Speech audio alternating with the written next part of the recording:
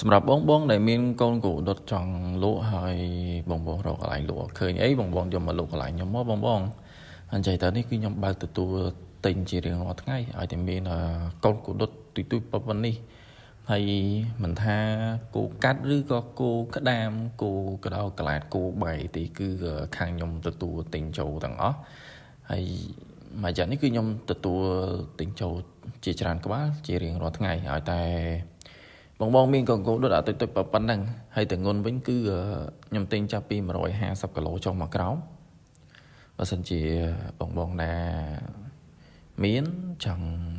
យកមកលក់អីគឺយកមកលក់កន្លែងខ្ញុំមកបងហើយចាខ្ញុំតលាក់លេខ